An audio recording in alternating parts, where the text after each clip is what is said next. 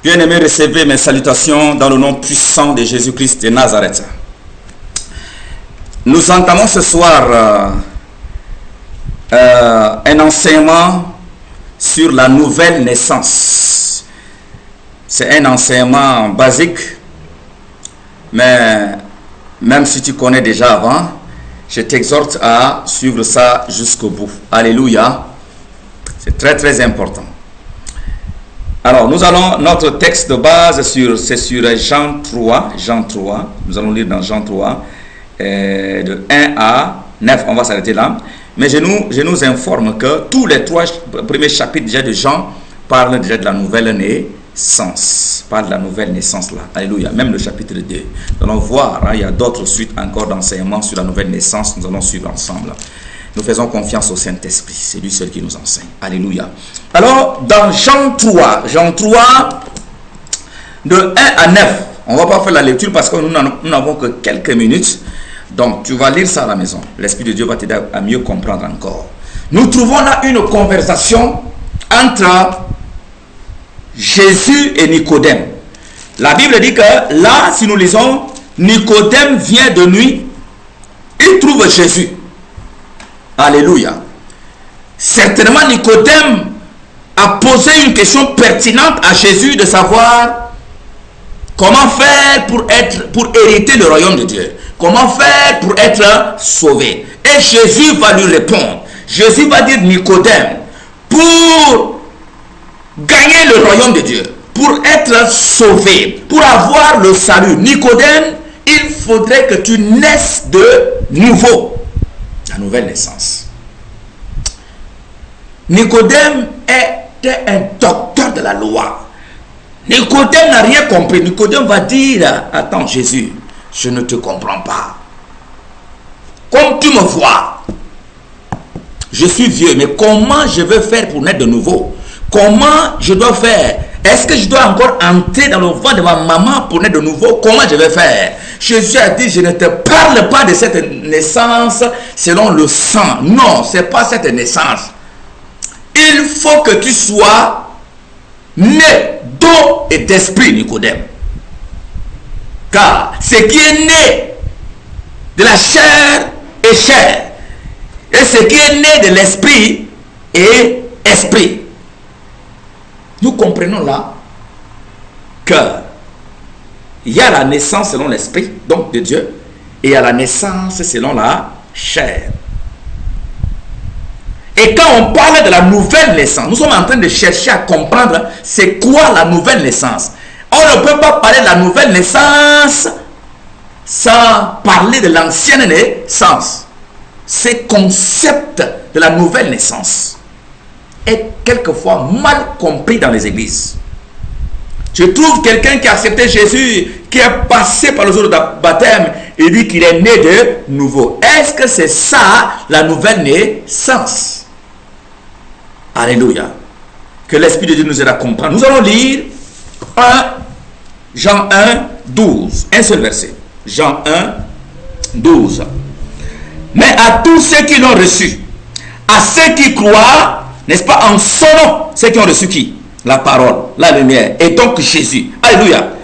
Elle a donné le pouvoir de devenir enfants de Dieu. Bref, ceux qui ont accepté Jésus, ceux qui ont cru en Jésus, ils deviennent fils de Dieu. Alléluia. Lesquels sont nés, non selon le sang. Donc nous avons la naissance selon le sang, ni de la volonté de la chair, naissance selon la chair, ni la volonté de l'homme, naissance selon l'homme, mais qui sont nés selon Dieu. Donc la nouvelle naissance, c'est la naissance selon Dieu, selon l'Esprit de Dieu, selon les enseignements de Dieu, selon la parole de Dieu. Et l'ancienne naissance, c'est la naissance selon le sang, selon la chair, selon l'homme. Alléluia.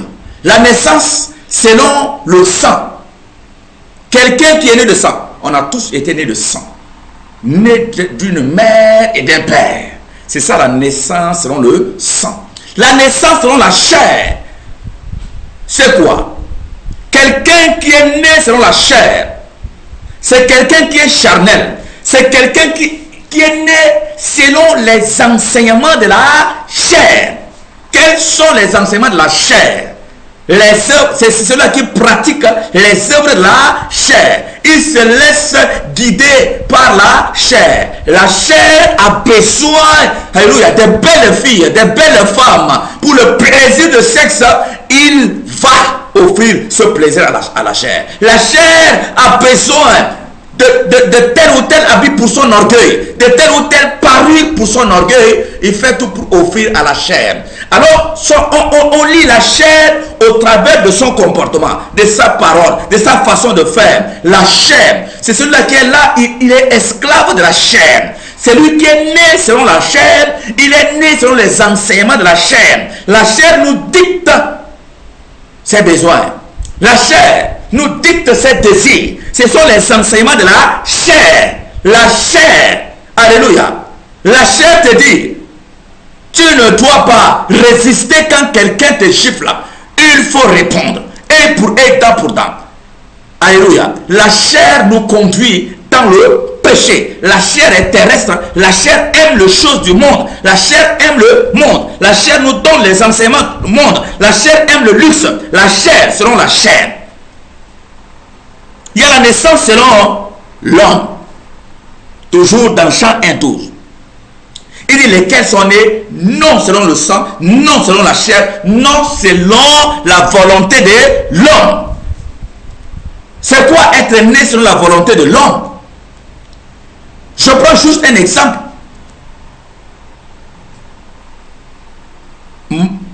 Tu es un enfant. Tu grandis sous un maître. Tu grandis sous ton oncle. Tu grandis sous... Tu as un père. Et le père te donne des enseignements. Si c'est un père méchant, si c'est un père méchant, toi, tu vas recevoir les enseignements de la méchanceté, tu vas être également méchant. Quand il veut appeler pour envoyer, il n'y a pas doucement chez lui. Hé, viens ici. Salaud, viens ici. Imbécile. Quand il appelle, il insulte, il injure, il gronde. L'enfant qui grandit sous ce maître-là, lui aussi, il va faire la même chose. Imbécile, salaud, viens ici. Il va faire la même chose. Et il répercute les enseignements qu'il a reçus. Il est né selon qui? Il est né selon l'homme. Son père lui dit, mon fils, regarde dans notre famille, nous sommes, pour être braves dans la famille, il faut avoir volé au moins 100 bœufs. Sinon, tu ne peux pas être un brave considéré dans la famille. Tu ne peux pas être considéré dans la famille. Non, non, non, c'est pas possible là. Et l'enfant reçoit les enseignements. L'enfant devient un voleur brave.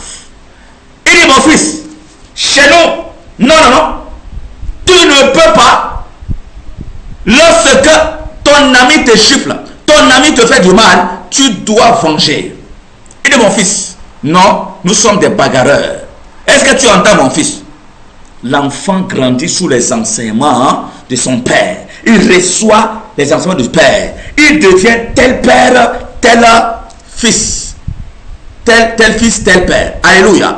Parce qu'il reçoit chaque jour les enseignements, la parole, les commandements de son maître. Il grandit sous son maître. C'est un maître méchant. L'enfant est méchant, voleur, drogué, impudique. L'enfant est impudique, voleur, drogué, parce qu'il reçoit les enseignements de son maître.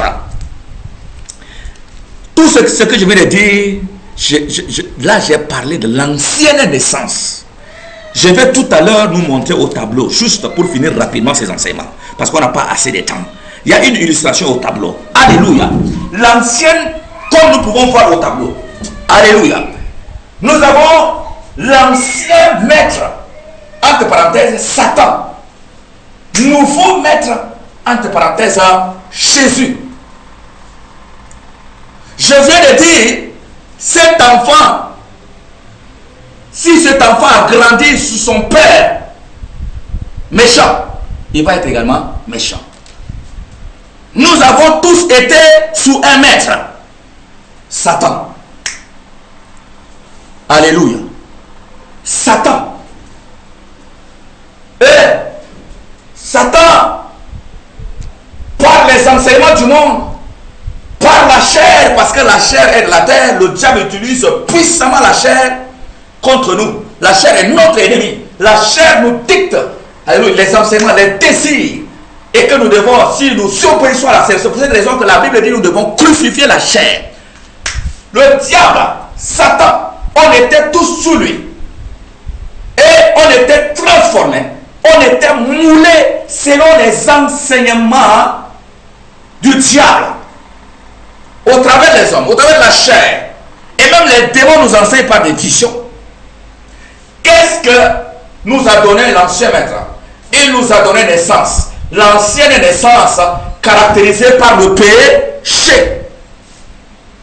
Ici, on était des voleurs, des drogués, des fornicateurs, des menteurs, des bagarreurs.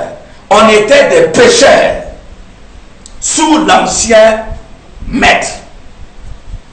Alléluia. Alors, lorsque nous avons accepté le Seigneur Jésus-Christ, la Bible dit Dieu a tant aimé le monde qu'il a donné son Fils unique, le Seigneur Jésus, pour que quiconque croit en lui ne périsse pas, mais qu'il ait la vie éternelle.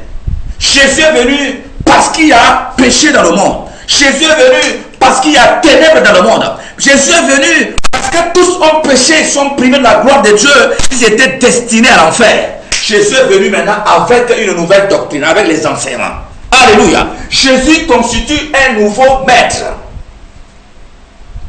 Quand nous entendons l'appel de Jésus, qui nous dit de sortir des ténèbres et de venir à lui à la lumière, nous entendons sa voix et que nous venons à lui, nous avons quitté l'ancien maître avec ses enseignements, avec son joug, avec son alliance. Et nous sommes venus maintenant sous un nouveau maître, avec un nouveau joug, avec une nouvelle alliance. Le nouveau maître doit nous naître de nouveau. Par quoi? Par ces enseignements, la parole, par ces enseignements et par le Saint-Esprit, lui qui nous convainc davantage. Alléluia. Nous écoutons les enseignements du nouveau maître. Le nouveau maître nous dit, quand nous sommes sous lui ici, le nouveau maître nous dit, mon fils, quand tu étais sous l'ancien maître, tu étais un voleur. Mais mon fils, écoute-moi bien. Moi, je ne suis pas un voleur. Si tu veux être avec moi, laisse le vol. Le nouveau maître nous dit, moi, je ne vole pas. Laisse le vol. Il y a un commandement, il y a un enseignement. Et si nous écoutons, si nous mettons en pratique la parole du nouveau maître, c'est pourquoi Jésus a dit, celui qui m'aime, il doit garder mes commandements. Si vous m'aimez, gardez mes commandements. Si nous sommes sous le nouveau maître dit, mon fils, toi, quand tu étais sous l'ancien maître, tu étais un voleur. C'est comme ça qu'il t'enseignait. Et maintenant, sous moi, je ne vole pas. Donc laisse le vol. Et tu laisses le vol. Le nouveau maître dit, mon fils, avant quand tu étais sous l'ancien maître, tu étais un bagarreur. Tu appliquais la loi un pour un, dent pour dent. Quand on te chifflait ici, tu répondais par 10 chiffres là. Une chiffre là, tu répondais par 10. Mais mon fils, écoute-moi bien. Quand on te chiffre ici, il faut tourner encore l'autre jour pour qu'on te chiffre. Il dit, mon fils, moi, il n'y a pas de bagarre chez moi. Moi, c'est l'amour. Il dit, mon fils, moi, chez moi, il faut prier pour les ennemis. Et chez moi, mon fils, toi, avant, tu ne pardonnais jamais. Mon fils, chez moi, il faut pardonner tout le monde. Il faut pardonner même ceux qui t'offensent. Il faut pardonner les méchants.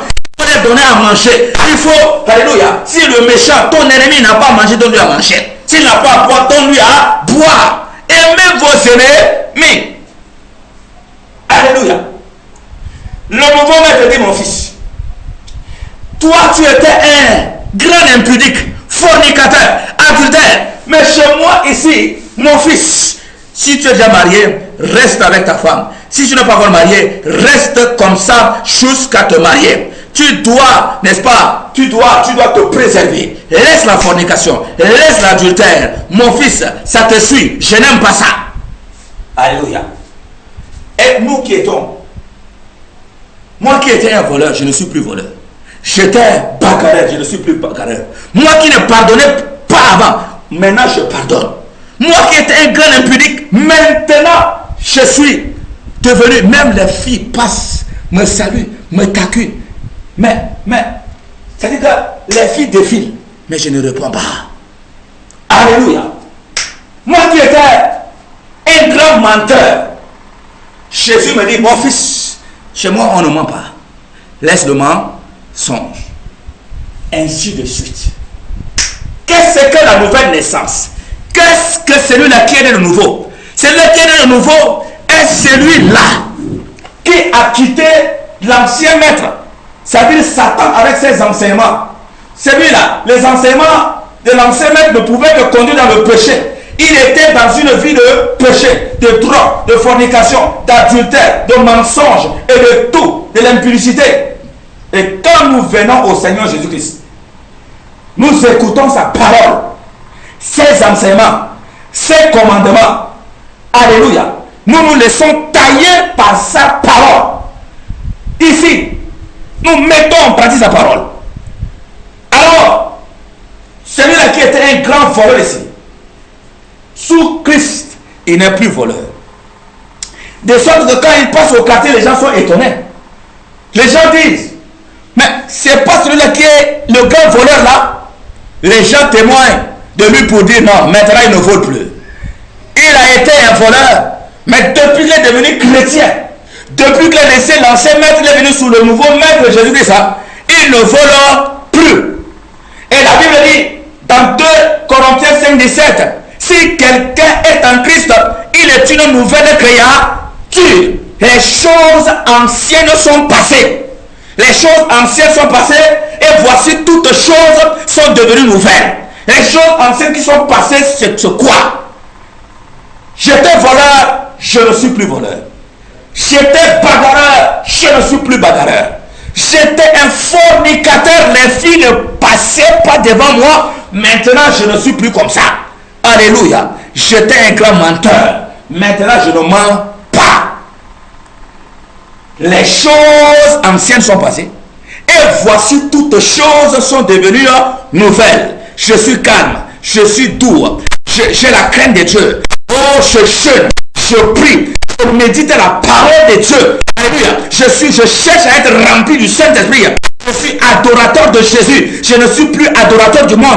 Dans mon cœur, ce n'est plus les choses du monde, ce ne sont plus les luxes, ce n'est pas l'argent, ce n'est pas les femmes, ce ne sont pas les choses de ce monde, mais dans mon cœur, c'est Jésus et Jésus seul. Alléluia. Les gens se lèvent contre moi, les ennemis se lèvent contre moi, mais moi je les pardonne. Ils me font du mal, mais moi je prie pour eux. C'est ça, alléluia, au nom de Jésus de Nazareth. Alléluia. C'est ça la nouvelle naissance. Mais quand quelqu'un dit qu'il est né de nouveau, et qu'il continue dans ses péchés, et qu'il continue dans son mensonge, il continue dans sa vie d'avant, et c'est parce que il est passé par les eaux de baptême, et il dit qu'il est né de nouveau, ça n'a pas de sens, c'est faux. L'eau ne te sauve pas. D'ailleurs, le baptême dont on parle, c'est l'eau de la parole de Dieu, et la parole de Dieu doit te purifier. Ça veut dire quoi? Cette parole qui est une épée doit enlever les saletés de toi. Tu étais voleur, tu ne voles plus. Tu étais menteur, tu ne mens plus. Est-ce que c'est ça, ce que tu es en train de vivre? Si ta vie a changé, alors ça veut dire réellement tu es né de nouveau. Regarde un peu ta vie. Est-ce que tu es voleur? Est-ce que tu es drogué? Est-ce que tu es menteur? Est-ce que tu es fornicateur? Est-ce que tu vis comme les gens du monde? Est-ce que tu t'habilles comme tu t'habillais avant? Est-ce que tu fais des parures comme les gens du monde le font? Les rouges à lèvres, les crayons potés, toutes ces choses de ce monde. Aujourd'hui, il n'y a pas de différence entre les filles de l'église, les jeunes de l'église et les jeunes du monde, avec les parures, avec tout ce que nous voyons, des parures sataniques. Est-ce que tu es né de nouveau? Alléluia. Comment reconnaître un chrétien né de nouveau? C'est quand il a accepté le Seigneur Jésus-Christ. Il a accepté de se mettre sous le joug du Seigneur Jésus-Christ. de respecter les termes de l'alliance, c'est-à-dire les commandements. Alléluia, de marcher selon le commandement du Seigneur Jésus-Christ. Chaque jour, jour et nuit, il lit la parole, il médite, il prie, il jeûne, il abandonne la vie du monde et il va de progrès en progrès. Alléluia. Il recherche les choses d'en haut et les choses du monde l'accompagnent simplement. Alléluia. Voilà un peu, je suis obligé d'être un peu rapide, un peu court, parce que si c'est des enseignements longs, c'est pas bon. Donc recevez mes salutations au nom puissant de Yeshua et que le Seigneur bénisse ces enseignements en nous, au nom de Jésus. Amen.